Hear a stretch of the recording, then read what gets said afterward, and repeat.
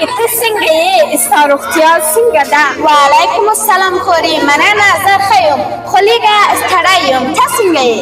زه هم ښه یم، خو ته ولې ستړی یې؟ څه ستونزې شته؟ هو، لږه ستوماني احساس یم. شاید د خوب کمښت وي یا هم تغذیه کمزورتیا. دا جدي مسئله ده. خوب او متوازنه تغذیه د بدن د روغتیا لپاره ډېره مهمه ده. ته څنګه خواړه وخورې؟ ما ته وخت نه رسي چې صحتمند خواړه خورم. اکثره چټک خواړه خورم او ورزش هم فرصت نه لرو.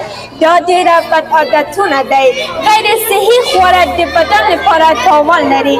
ته باید هڅه وکړئ چې طبیعي، تازه میوې، سبزیجات او پروتین لرونکي خواړه وخورئ.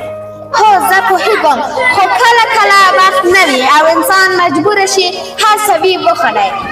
دا خبره سمه ده، خو ته باید خپل صحت نه لومړیتوب ورکړې. که ته ښه روغتیا ونه لرې نو ستړیا، سستي او نورو چیزونه به پیدا شوي. ته سم وایې، زه باید خپل ژوند را تنظیم کړم. ته څنګه یې؟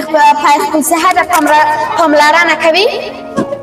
زه هره ورځ لږ تر لږ نیم ساعت ورزش کوم، د شپې وخت ویډیو کیږم او کوشش کوم متوازنه خواړه وخورم. دا ډېره ښه عادتونه ده.